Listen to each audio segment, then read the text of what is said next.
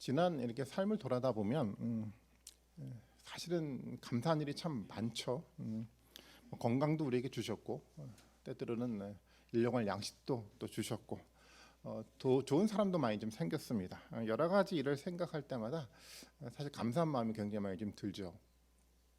또 그러다가 그런 것들이 또 사라져가면 혼돈이 생겨나기도 해요. 하나님 주셨다가 왜 이제 주시지 않지? 하나님 복 주시는데 왜 이제 복을 주시지 않지? 뭐 이런 혼돈이 생기다가 또 하나님 앞에 그 불평도 생겨나기도 합니다. 과거 저는 그렇게 신앙생활을 했었습니다. 그래서 신앙의 기복이 참 심했죠. 좋을 때는 굉장히 좋은데 어려울 때는 아주 심각하게 좀 나빠졌습니다. 은혜 받을 땐 좋은데 그렇지 않을 땐 어려웠어요. 항상 감사하려고 항상 감사한 마음을 가지고 살아가고 싶은데 사실 그렇게 되지 않았어요. 어렸을 때 어떤 믿음의 태도였는데 사실 그러한 감사는 세상의 모든 사람들이 하는 감사잖아요. 다른 중교에 있는 사람들도 그런 감사는 할 줄 압니다.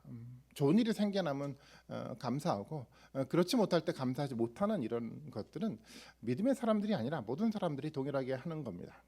하지만 믿음의 사람은 좀 다르죠. 믿음의 사람이었던 사도 바울을 한번 살펴보면 우리가 알 수가 있는데요. 사도 바울은 어떠한 상황에서도 감사를 할 줄 정말 아는 사람이었어요.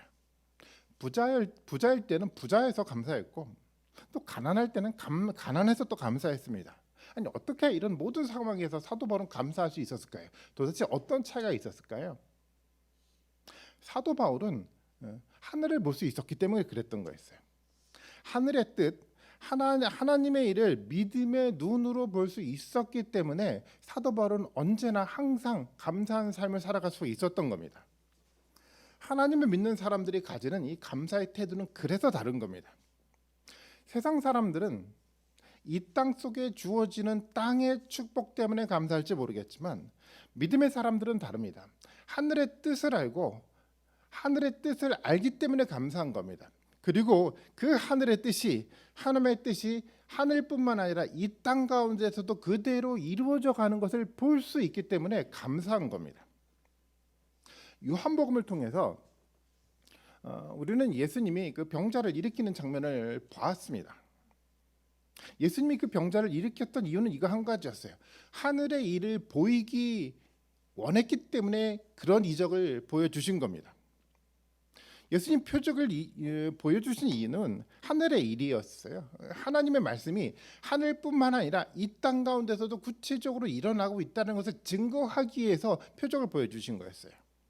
그래서 표적을 볼 때는 이 땅 가운데 땅에 어떤 일이 일어나고 어떤 이적적인 사건이 일어나는 것만 보는 것이 중요한 것이 아니라 그것을 통해서 어떻게 하늘의 뜻이 하나님의 뜻이 이 땅 가운데 실제적으로 이루어져 가고 있는지를 볼 줄 알아야 된다는 겁니다.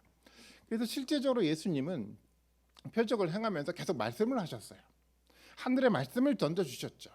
그 말씀을 끊임없이 전화해 주시고 표적을 보여주신 거예요. 왜냐하면 그 말씀이 이 땅 가운데 구체적으로 실현되고 가고 있다는 것을 보이기 위해서 그랬던 거였어요. 우리도 마찬가지죠. 우리에게 중요한 것은 이 땅 가운데 뭐가 일어나느냐가 아니라 하늘의 뜻이 이 땅 가운데 어떻게 이루어져 가는지를 봐야 되는 거예요. 그래서 우리가 말씀 묵상하는 거 아닐까요? 우리가 말씀을 붙들고 말씀을 묵상하고 말씀을 가지고 살아가는 이유는 뭐냐면 그 말씀 가운데 기록되어 있던 그 하나님의 이야기가 오늘 우리 가운데 어떻게 실현되지를 보기 위해서 말씀을 묵상하는 거잖아요. 우리의 감사는 그렇게 만들어져 가야 돼요. 우리의 감사는 이렇게 하나님의 일이요, 하나님의 말씀이 이 땅 가운데 이루어져 가고 있는 것을 보고 감사해야 되는 겁니다. 우리 가운데 그런 일이 일어나고 있지 않습니까? 우리가 말씀을 붙들고 살아가다 보면 어느 순간인가 이 말씀이 과거 이야기가 아니라 과거 역사의 이야기가 아니라 오늘 우리 가운데 실제적으로 일어나고 있는 이름을 깨닫게 돼요. 이 말씀이 살아서 오늘 우리의 삶들을 이끌어가고 있다는 것을 깨닫게 돼요. 그 이야기는 어떤 이야기냐면 하늘의 뜻이 하나님의 뜻이 이 땅 가운데 실제적으로 실현돼 가고 있다는 겁니다. 그렇게 실현돼 가고 있는 그 하나님의 일이요, 신실하신 하나님을 발견한다고 한다면 그 상황은 변하지 않는다는 겁니다. 그래서 감사할 수 있는 거죠. 그래서 저는 우리에게 정말 필요한 것은 세상을 볼 줄 아는 세상의 눈뿐만 아니라 믿음의 눈, 영적인 눈을 동시에 가져야 된다고 저는 생각을 하고 있어요. 그래야 우리는 하늘의 일을 볼 수 있고요. 그래야 우리는 하나님의 말씀이 이 땅 가운데 어떻게 이루어져 가는지를 볼 수 있는 능력이 생겨나는 겁니다. 그리고 그것을 통해서 우리는 흔들리지 않는, 변하지 않는 감사를 할 수가 있어요. 우리가 항상 찬양으로 고백하고 있는 것처럼 항상 기뻐하고 범사에 감사할 수 있는 그 마음이 바로 하늘의 일, 영적인 이 믿음의 눈을 통해서 우리 가운데 생겨날 수 있다라는 겁니다. 저는 이번 추수감사주일이 그렇게 하늘의 일이 우리에게 어떻게 이루어져 가고 있는지를 보면서 감사할 수 있는 그런 주일이 되었으면 좋겠어요. 일주일 동안 하나님의 일이요, 하늘의 일이 어떻게 우리 삶 가운데 이루어져 가고 있는지를 하나씩 살펴보면서 그 말씀을 묵상하는 한 주가 되었으면 좋겠습니다. 그래야 우리 가운데 믿음의 눈, 영적인 눈이 생겨나고요. 그리고 그 믿음의 눈이 생겨날 때 우리는 변하지 않고 항상 감사하며 살아갈 수 있는 능력이 생겨나는 겁니다. 우리에게 정말 이 믿음의 눈이 필요합니다. 그래서 믿음의 눈으로 하늘의 일, 하나님의 뜻을 알 수 있어야 되죠. 이스라엘 역사 가운데 그 엘리사가 있었는데 엘리사에게 한 시종이 있었죠. 이 시종은 엘리사를 잡기 위해서 중무장한 강한 시리아 군대가 이 엘리사를 완전하게 포위하는 것을 보았어요. 시종은 봤죠. 이제 엘리사는 빠져나갈 구멍이 없었습니다. 심각해졌죠. 그래서 이 시종이 엘리야에게 찾아갑니다. 지금 심각한 일이 우리에게 좀 일어났습니다라고 엘리사에게 보고를 했어요. 그런데 엘리사는 좀 달랐습니다. 왜냐하면 엘리사는 영적인 눈을 가지고 있었어요. 하늘의 일을 보고 있었습니다. 그래서 이 엘리사가 기도를 했죠. 시종의 눈을 열어서 시종도 믿음의 눈을 갖게 해달라고 엘리사가 기도를 했죠. 그랬더니 이 기도가 응답됐고요. 시종은 하늘의 일을 보기 시작을 했어요. 어떤 일이 벌어져 가고 있냐면 열왕기하 6장 17절에 기록이 되어 있는데 이렇게 얘기를 합니다. 그렇게 말한 다음에 엘리사는 기도를 드렸다. 주님 간관이 저 시종의 눈을 열어주셔서 볼 수 있게 해주십시오. 그러자 주님께서 그 시종의 눈을 열어주셨다. 그가 바라보니 온 언덕에는 불말과 불수레가 가득하여 엘리사를 두루 에워싸고 있었다라고 얘기를 하고 있어요. 불말과 불수레는 눈에 보이진 않았지만 실제로 있었던 거였어요. 상징적인 표현이라고 하더라도 하나님은 이런 것들을 통해서 세상의 어떤 상황 속에서도 하나님 백성들을 보호하시는 것이 실제 역사라는 겁니다. 우리가 봐야 될 것은 우리의 눈으로 보여지는 외적인 환경 속에 주어지는 위기가 아니라 그 속에서도 하나님 우리를 보호하시고 이끌어 가시는 영적인 눈이 우리 가운데 필요하다라는 겁니다. 하나님 우리를 지키신다라는 거예요. 요한계시록에는 이런 이야기를 굉장히 많이 합니다. 요한계시록은 하늘의 교회의 이야기를 하고 있어요. 하늘로 승천한 예수님이 열어가는 종말의 역사, 교회의 역사가 어떻게 이끌어져 가고 진행되어 가고 있는지를 이 요한계시록은 얘기를 하고 있어요. 이 이야기가 실제라는 거예요. 판타지 영화 같은 데서 나오는 그런 허구의 얘기가 아니라 이것이 실제라는 거죠.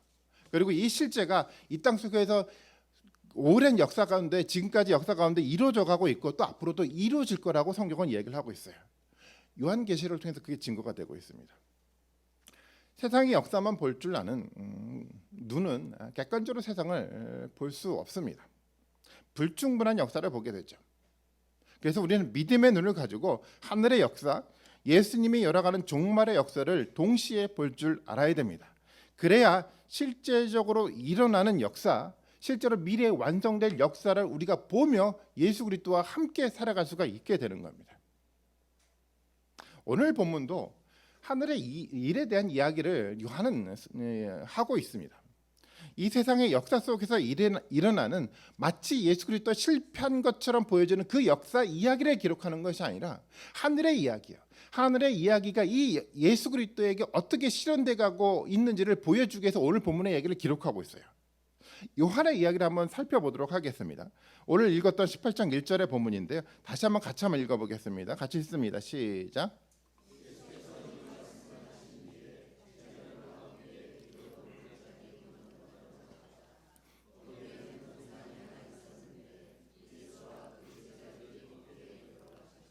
여기에 우리가 봐야 될 것이 하나 있어요. 예수님이 가셨는데 어디에 가셨습니까? 동산이 하나가 있는데 거기에 들어가셨다라고 표현하고 있어요. 여기서 이 동산이란 단어는요, 요한이 의도적으로 표현한 표현법입니다. 이 의도적 표현을 통해서 예수님이 보이려고 하는 역사를 우리는 볼 수 있어야 돼요. 그 역사는 어떤 역사냐면 창세기에 나와 있는 아담의 역사였어요. 아담은 어디에 있었습니까? 에덴 동산에 있었어요. 이 에덴 동산은 하나님의 말씀으로 세워지고 하나님의 말씀으로 다스려지는 동산이었죠. 그래서 하나님이 보시기에 좋았고 사람들이 보기엔 너무도 아름다운 세상이었습니다. 그리고 모든 사람들은 그 아름다움 속에서 행복을 누리며 살아갈 수 있는 동산이 바로 에덴 동산이었어요. 그런데 아담은 그 동산의 아름다움을 파괴했습니다. 하나님의 말씀을 파괴하고 그 자리에 인간의 말과 인간의 철학을 세우기 시작을 했어요. 인간의 말, 인간의 철학이 그럴듯하게 들리죠.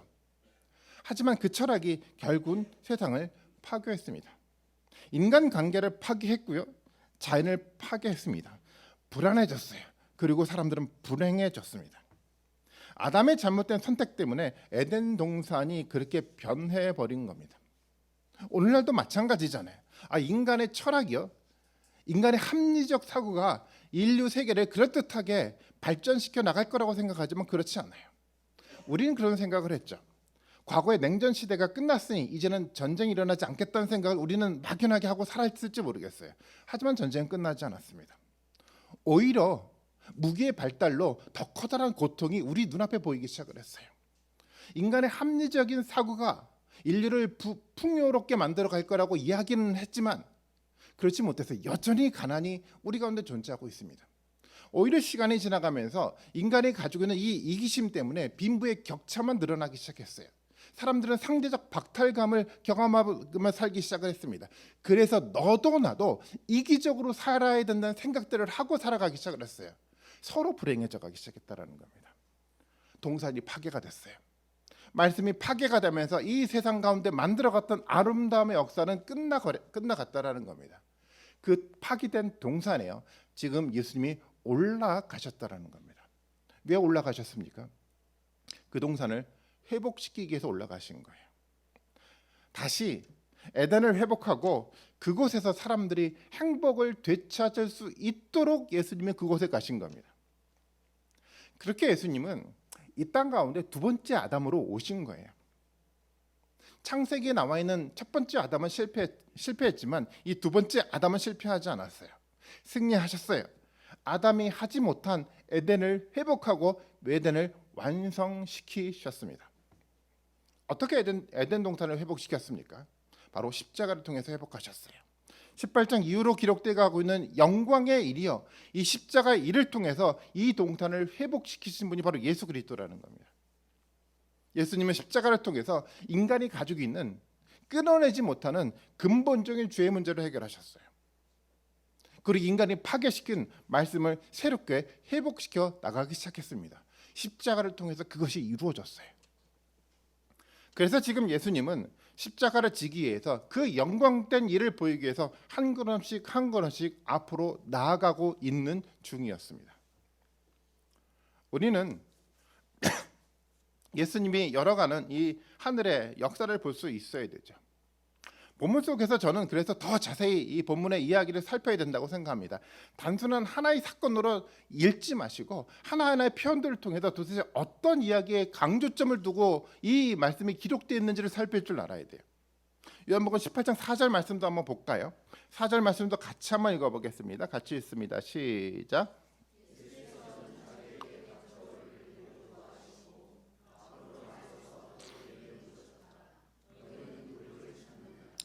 예수님이 너희는 누구를 찾느냐라고 질문하셨어요.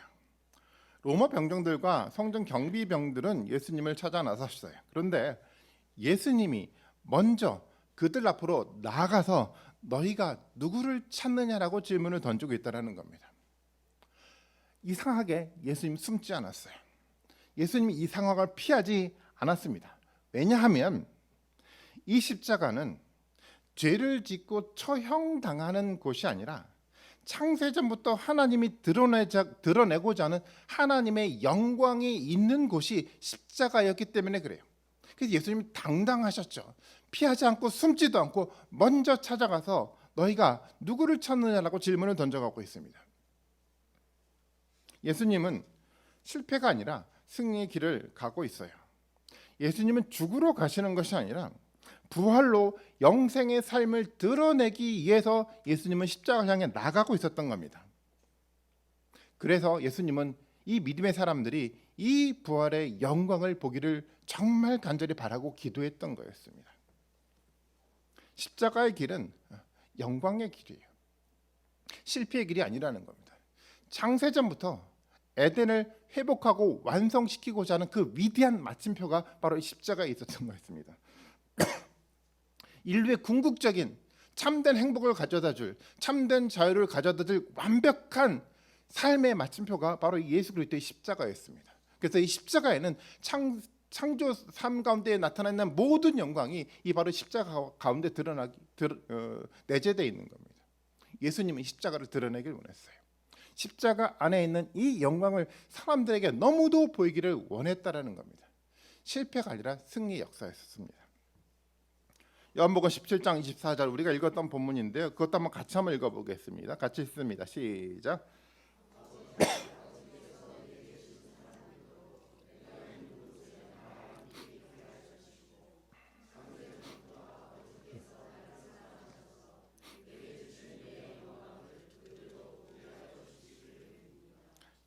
예수님의 간절한 기도였죠. 하나님이 나에게 주신 그 모든 영광, 창세전부터 보여주셨던 그 위대한 영광을 믿음의 사람들도 보기를 원합니다. 이런 마음으로 간절히 예수님은 기도하셨어요. 당당하셨습니다. 십자가는 부끄러운 일이 아니었습니다. 어떻습니까? 여러분들에겐 십자가가 어떤 사건으로 여러분 느껴집니까? 부끄러운 일입니까? 실패한 사건입니까?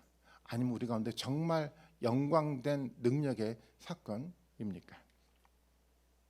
믿음의 눈으로, 영적인 눈으로 이 십자가의 영광을 함께 보시기를 바랍니다. 6절의 말씀을 또 한번 같이 한번 보겠습니다. 6절 말씀도 같이 한번 읽어보겠습니다. 시작.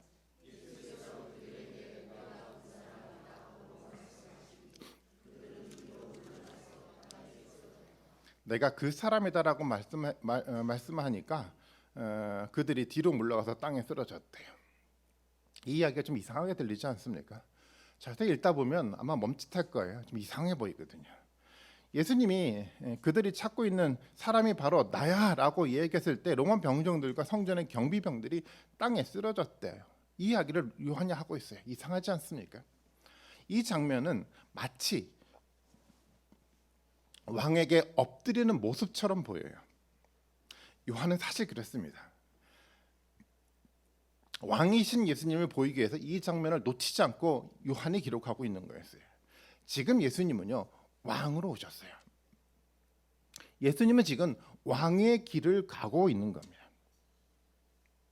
로마의 통치자들 때문에 어쩔 수 없이 십자가의 길을 가는 것이 아니라 예수님은 자신의 통치를 실현하기 위해서 왕으로 당당하게 십자가의 길을 걸어가고 있는 거예요. 그 왕이신 예수 그리스도를 볼 줄 알아야 되는 겁니다. 영광의 왕이요, 능력을 가진 그 위대한 왕이 우리의 승리를 이루기 위해서 십자가를 향해 걸어가고 있다라는 겁니다. 이 왕이신 예수 그리스도를 들여다보면서 우리는 어떻게 반응할 수밖에 없습니까? 시편 24편 7절부터 10절까지 말씀인데요. 시편은 이렇게 고백을 하고 있습니다. 문들아 너희 머리를 들어라, 영원한 물들아 활짝 열려라.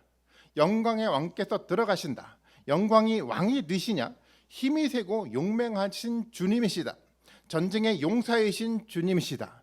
문들아 너희 머리를 들어라, 영원한 문들아 활짝 열려라. 영광의 왕께서 들어가신다. 영광의 왕이 되시냐?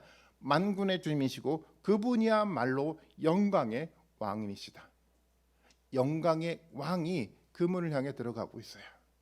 영광의 왕이 십자가의 문으로 들어가고 있다라는 겁니다. 지금 왕이 가고 있어요.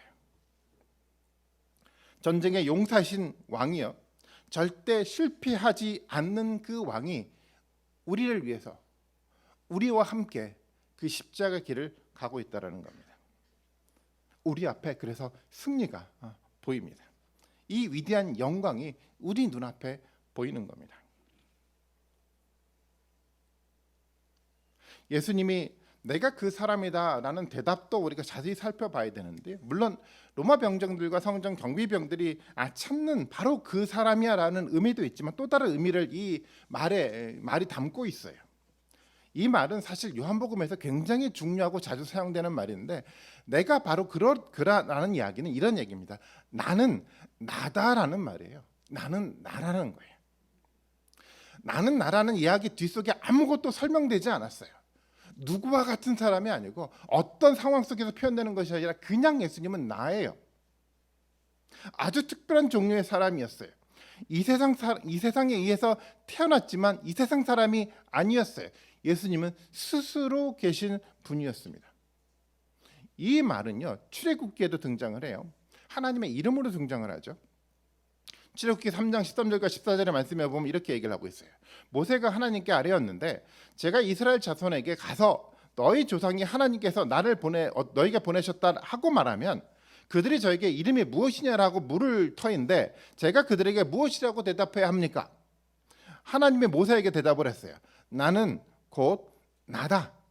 너는 이스라엘 자손에게 이르기를 나라고 하는 그분이 너를 그들에게 보냈다고 하여라라고 얘기를 하고 있어요.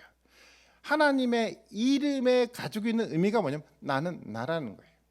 하나님은 스스로 존재하시는 분입니다. 누구에 의해 이 세상 가운데 존재하지 않아요. 그리고 그분이 바로 이 땅 가운데 진정한 영광의 왕이신 겁니다.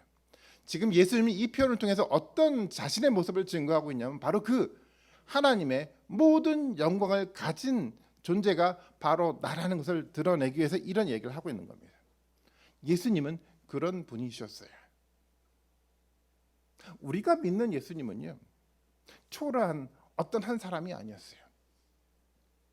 예루살렘에서 실패하면서 십자가 죽으셨던 어떤 한 분이 아니셨습니다. 우리가 믿는 예수님은요, 온 땅을 창조하시고 온 땅을 회복하시고 온 땅의 영광을 이 땅 가운데 드러낼 진정한 승리의 왕이신 겁니다. 우리가 그분을 믿고 있어요. 우리가 믿고 있는 예수님이 바로 이분이라고 한다면 우리는 어떤 고백을 지금 예배 가운데 드려야 할까요? 여러분 어떻습니까? 이런 고백을 드려야 될 거라고 생각해요. 요한계시록 5장 13절의 말씀인데요. 한번 읽어보겠습니다. 같이 읽습니다. 시작.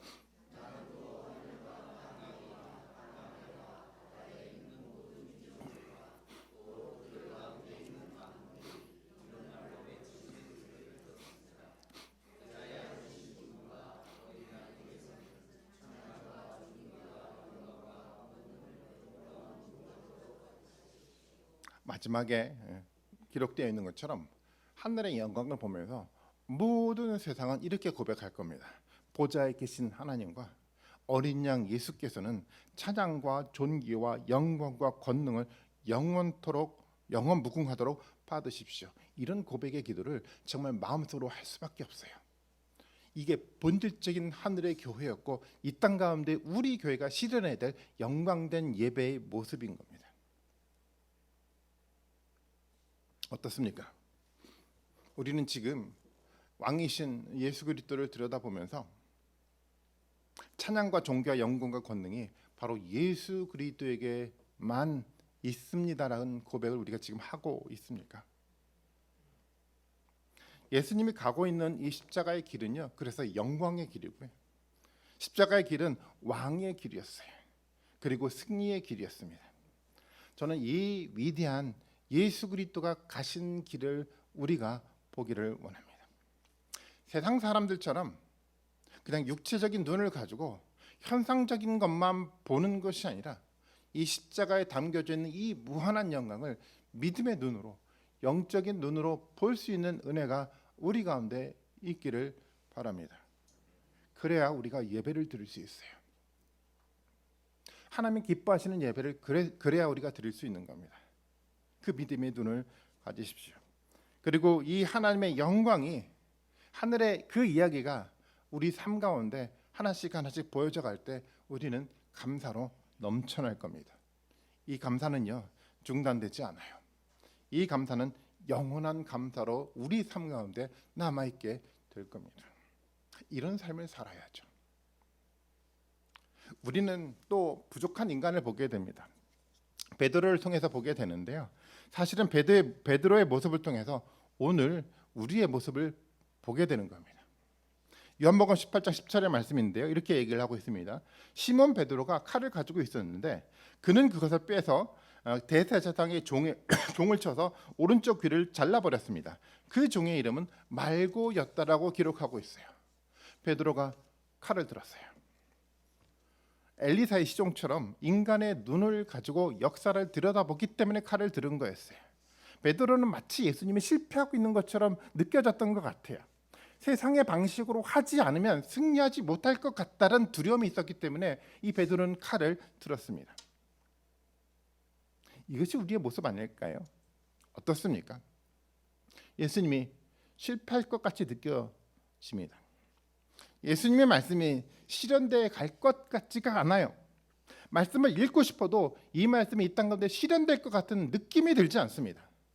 마치 하늘의 이야기가 그냥 판타지 소설처럼 들릴 때가 있어요.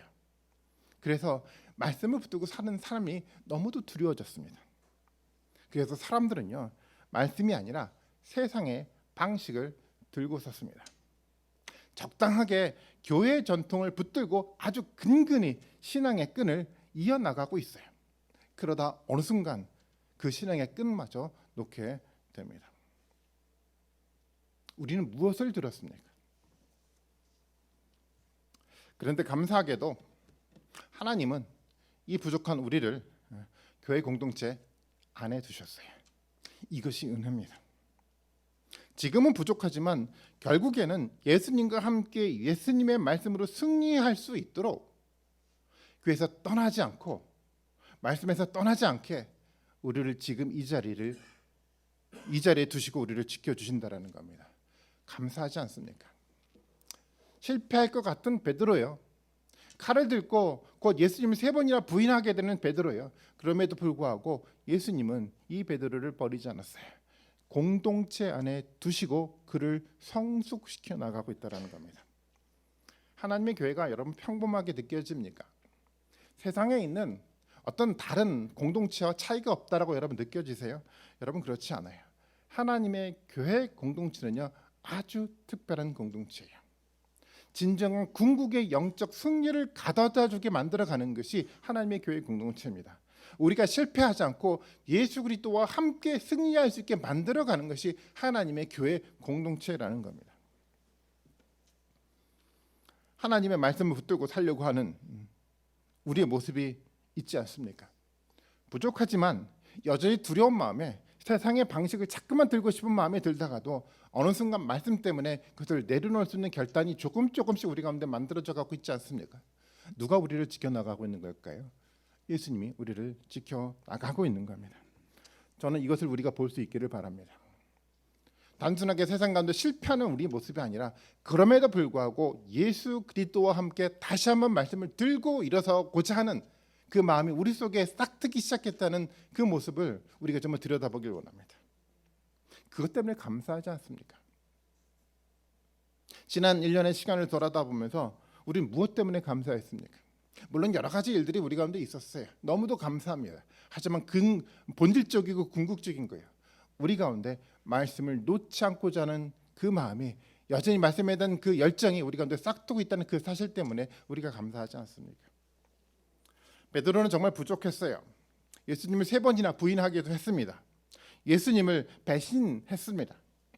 우리 같으면 이 베드로의 모습을 보고 어떤 생각을 가졌을까요? 화가 나지 않았을까요? 아니 내가 누구 때문에 이 십자가의 길을 가는데 너가 도대체 어떻게 나를 배신할 수 있어라고 아마 그런 마음을 가지고 이야기했을 거예요. 화가 났을 거예요. 실망스러워서 이 고통의 길을 포기하고 아마 10분 만까지 들었을 겁니다. 그런데 예수님은 그런 베드로를 보고 실망하지 않았어요. 조금도 흔들리지 않았습니다. 예수님은 계속 예수님의 길을 그냥 갔어요. 요한복음 18장 11절의 말씀인데요. 같이 한번 읽어보겠습니다. 시작.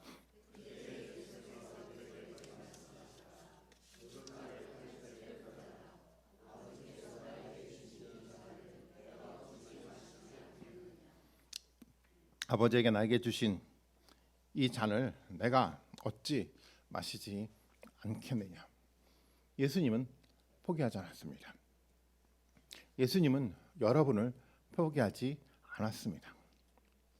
이런 예수님의 모습이 위로가 되지 않습니까? 위로가 돼요. 참 우리의 마음은 참 많이 간사합니다. 그렇지 않습니까? 좋을 때 예수님께 헌신할 것 같이 얘기하다가도 조금이라도 불이익이 생겨나면, 조금이라도 내가 불편하면 예수님을 보지 않아요. 이게 우리의 모습입니다. 근데 그럼에도 불구하고 예수님은 흔들리지 않습니다. 예수님이 사랑하시는 사랑은, 우리를 향한 사랑은 조금도 흔들림이 없습니다. 그리고 이 부족한 우리까지도 다 짊어지고 예수님은 십자가의 길을 가신 겁니다. 이 세상의 역사는 결코 연약한 인간으로 인해 중단되지 않습니다. 하나님의 교회는, 하나님의 거룩한 교회는 부족한 인간으로 인해 무너지지 않습니다. 예수님은 흔들림 없이, 변함 없이 영광의 길을 갈 것이고, 그 영광 속에서 하나님의 교회는 세상 가운데 우뚝 서게 될 것입니다. 물론 우리가 생각한 방식이 아닐 수도 있습니다. 하지만 하나님은 하나님의 방식으로 하나님의 위대한 교회를 역사 가운데 온전하게 드러낼 것입니다. 흔들리지 않았습니다. 그리고 언젠가 역사를 믿음의 눈을 가진 사람들에게 목도할 수 있도록 드러낼 것입니다. 그 역사를 보는 우리가 되었으면 좋겠어요. 여러분, 감사하지 않습니까? 우리는 단순히 땅의 일만을 보지 말아야 합니다. 하늘의 일, 예수님이 열어가는 역사를 볼 줄 아는 믿음의 눈을 가져야 합니다. 그래야 우리도 흔들리지 않습니다. 그래야 우리 가운데 변하지 않는 감사가 우리 가운데 있을 수 있습니다. 그런 삶들을 사시는 우리 모든 분들이 되셨으면 좋겠어요. 한 주간 우리가 감사주의를 지키면서 다시 한 말씀을 묵상하려고 합니다. 한번 우리 삶들을 한번 살펴보면서 변하지 않고 흔들리지 않고 우리 가운데 역사하셨던 예수 그리스도의 은혜가 어떻게 우리를 지키고 이끌어 갔는지를 살피는 귀한 축복의 한 주가 되었으면 좋겠어요. 그래서 정말 변하지 않는 땅의 것들로 인해서 생겨나는 감사가 아니라 정말 영적인 참된 감사가 우리 삶을 통해서 고백되고 실현될 수 있는 충만한 은혜가 우리 모든 분들 가운데 또 한 주간도 함께 하기를 바라겠습니다.